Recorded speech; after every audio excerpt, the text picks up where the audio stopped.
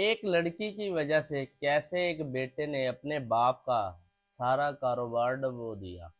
अस्सलाम वालेकुम जी, मैं हूँ राव मुश्ताक अहमद और आज की स्टोरी एक सबक आमूज स्टोरी है जो कि आज के नौजवान नई नस्ल के लिए बड़ी ये ज़रूरी स्टोरी है और बड़ी अहम भी है।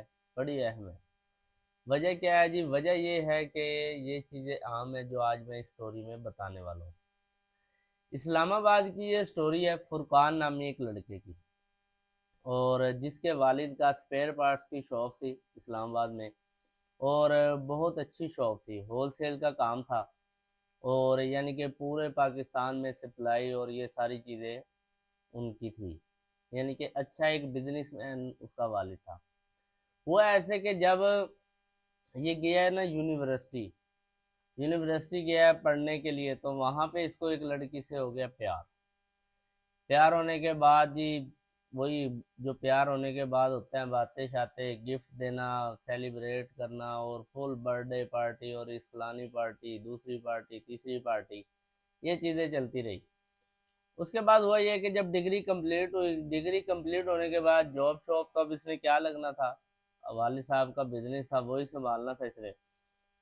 तो इसके वालिद ने भी देखा यार चलो अब डिग्री शिग्री इसकी कंप्लीट हो गई है, तो इसे कहा कि चलो आप भाई बेटा आप मेरी दुकान पे आया करो, वहाँ के हिसाब वगैरह ये चीज़ें देखो ताकि तुम्हें कुछ कारोबार की समझ बूझ हो। जॉब तो क्या लगनी है, अपना बिजनेस है माशाल्लाह अच्छा, तो तुम इसको चलाना। अच्छा बेटे का क्या काम था जी? उसने तवज्जो नहीं देनी।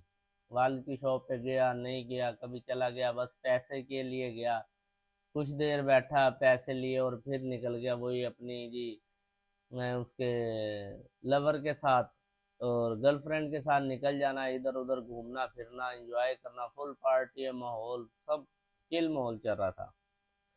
खैर जी वालिद साहब ने बड़ा समझाया एक दो बार, दोस्तों ने, जैसे लोग बता देते हैं जी आपका बेटा ऐसे ऐसे हमने देखा था फलानी लड़की के साथ या फलाने क्लब में। तो एक दिन उसने बाप ने बेटे को बिठाया और उसे बड़ा समझाया कि यार देखो, चलो मैं तुम्हारी शादी भी कर दूंगा, लेकिन ये है कि तुम थोड़ा सा, मैं चाह रहा हूँ अपने पाँव पे खड़े हो जाओ, इस बिजनेस को थोड़ा समझ लो, और फिर ये है कि मैं तुम्हारी कोई अच्छी लड़की देख के शादी कर दूंगा।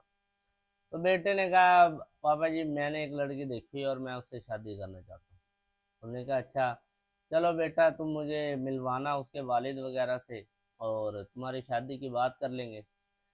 लेकिन जब वो उनके माँ बाप से, अब क्योंकि एक जो बाप होता है ना, वो उसकी इतनी मेच्योरिटी और उम्र हो जाती है और दुनिया के साथ रह रह के यानी कि तरह तरह के लोगों से मिल मिल के उनका तजर्बा इतना होता है कि वो एक आंख में लोग को पहचान लेते हैं। शायद जी उसके वालिद को जब मुलाकात वगैरह हुई, बाद में उसके वालिद ने किससे पता वगैरह भी करवाया, तो उन्हें पता लगा कि ये बंदे सही नहीं है। उसने अपने बेटे को बड़ा समझाया कि यार ये ना सही नहीं है, ये सिर्फ तुम्हारे पैसे की वजह से है और ये।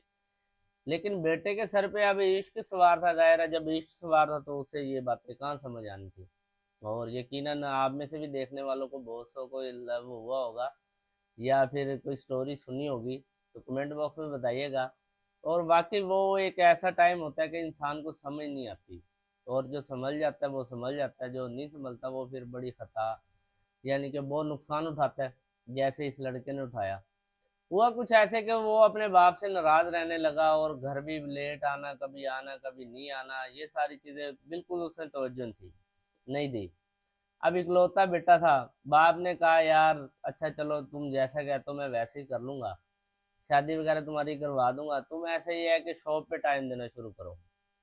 अब बेटे के वही काम जी, जाना कभी नहीं जाना, बस पैसे लिए निकल के, कोई हिसाब, वर्कर लगे हुए हैं काम कर रहे हैं, कोई उसने नहीं तवज्जो देनी दुकान पे अपने बिजनेस में।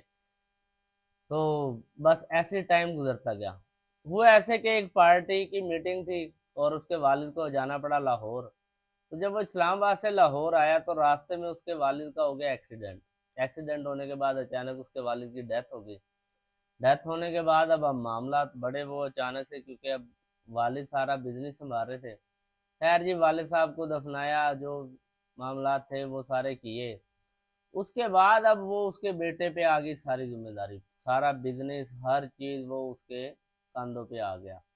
खैर जी वो जाने लग गया, दुकान पे जाना उसने खोल ली। अब उसे कुछ पता नहीं होना, वर्करों ने किसी ने क्या करना, किसी ने क्या, कोई दो नंबर भी हो जानी पता नहीं। और ऐसा ऐसा जो मार्केट से या दूसरी पार्टी थी वो पैसे लेने आने लग गए। अब उन्हें पता था कि अब ये इसका वालिद चला गया, अब दुकान पे लड़का है, जो पैसे है यानी कि जो उधार है वो ले लो वरना तो मारे जाएंगे। खैर जी वो दुकान की जो सेल होती है उसमें से देता, किसी को थोड़े किसी को ज्यादा।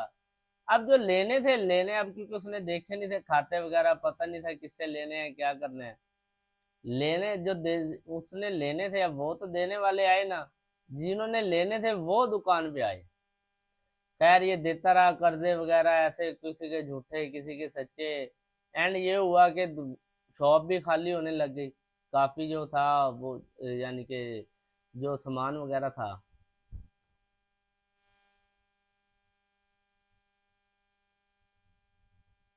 जो सामान वगैरह था वो खत्म होने लग गया।